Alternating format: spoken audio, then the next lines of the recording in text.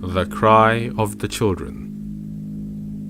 Written by Elizabeth Barrett Browning.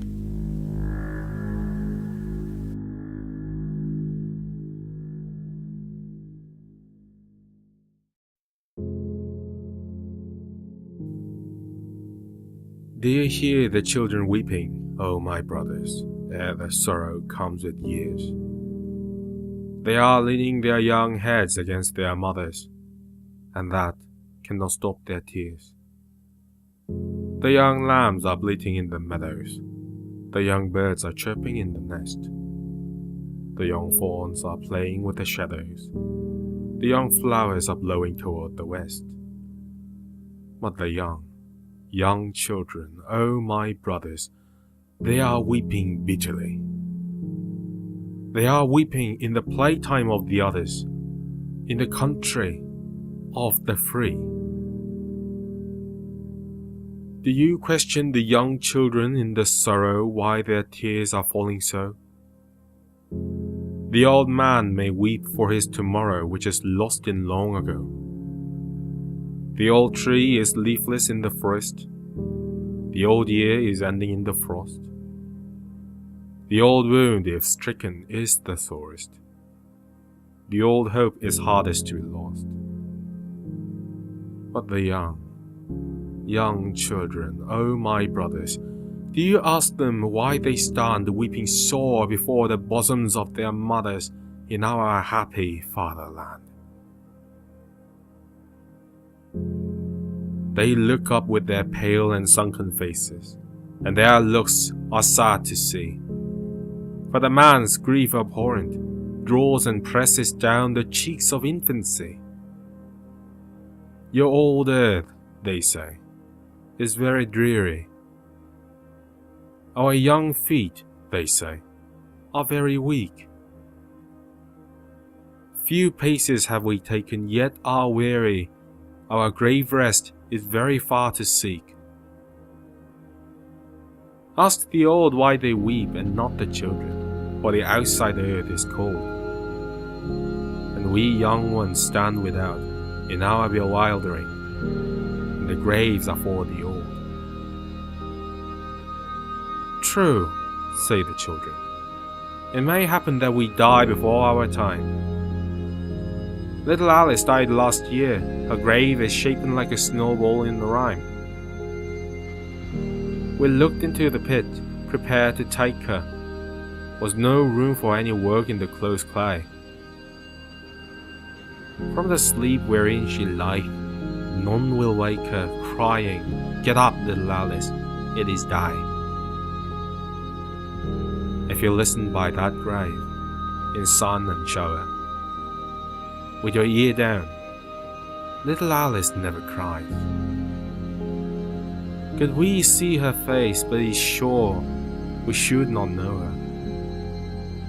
For the smile has time for growing in her eyes, and merry go her moments, lulled and stilled in the shroud by the kirk chime.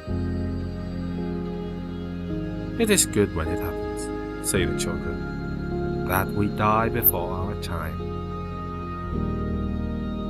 Alas, the wretched children, they are seeking death in life as best to have. They are binding up their hearts away from breaking with a sediment from the grave.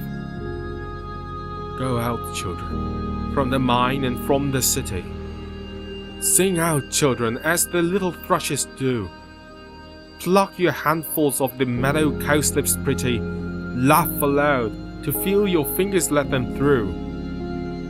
But they answer, are your cowslips of the meadows like our weeds are near the mine?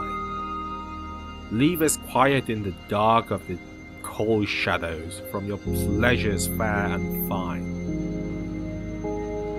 For oh, say the children, we are weary, and we cannot run or leap. If we cared for any meadows, it were merely to drop down in them and sleep. Our knees tremble sorely in the stooping. We fall upon our faces trying to go. And underneath our heavy eyelids drooping, the reddest flower would look as pale as snow. For all day we drag our burden tiring through the cold dark underground, or all day we drive the wheels of iron in the factories round and round. For all day the wheels are droning, turning, their wind comes in our faces till our hearts turn, our heads with pulses burning, and the walls turn in their places, turns the sky in the high window blank and reeling, turns the long light that droppeth down the wall, turn the black flies that crawl along the ceiling, all are turning, all the day, and we with all. And all day, the iron wheels are droning. Sometimes we could pray, "Oh, you wheels," breaking out in a mad moaning, "stop, be silent for to die." Aye, be silent. Let them hear each other breathing for a moment, mouth to mouth. Let them touch each other's hands in a fresh reading of their tender human youth.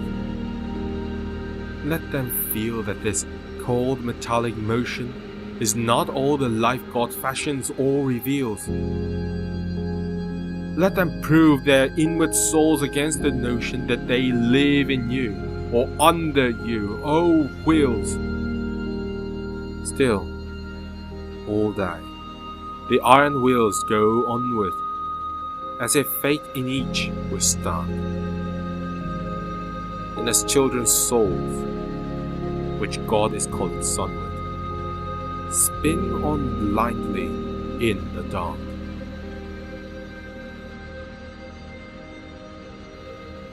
Now tell the poor young children, O my brothers, to look up to Him and pray, so the Blessed One, who blesseth all the others, will bless them another day.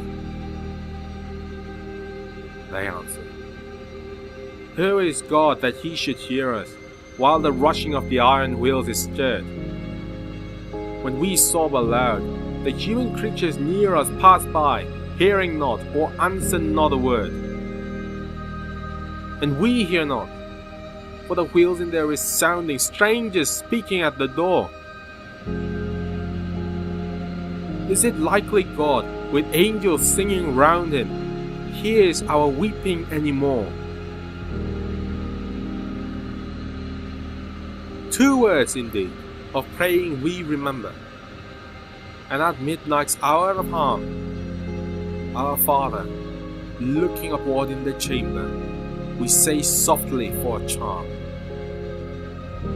We know no other words except Our Father.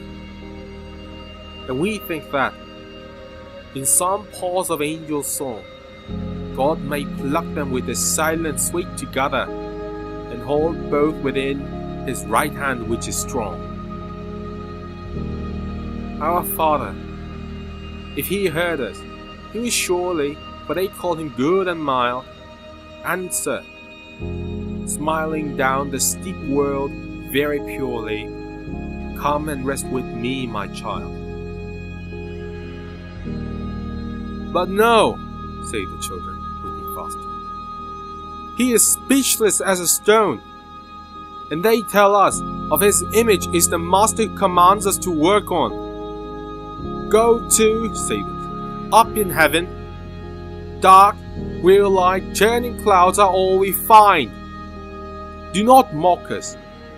Grief has made us unbelieving.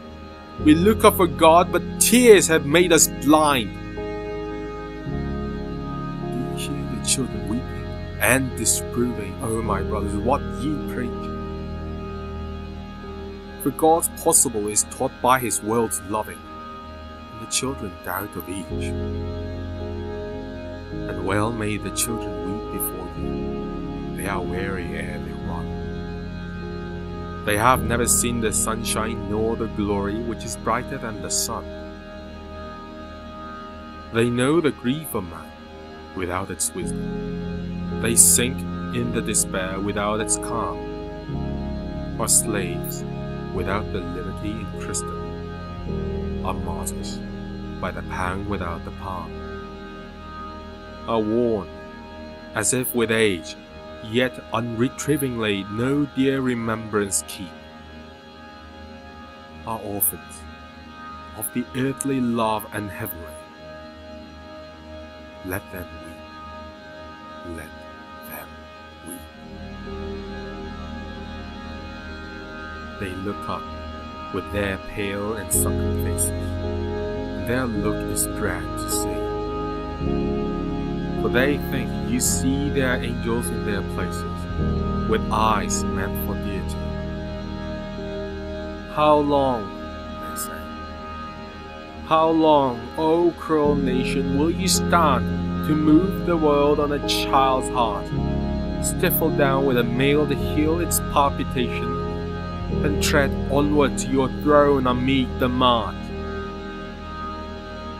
Our blood splashes upward, O our tyrants, and your purple shews your path. But the child sobbed, cursed deeper in the silence than the strong man in his wrath.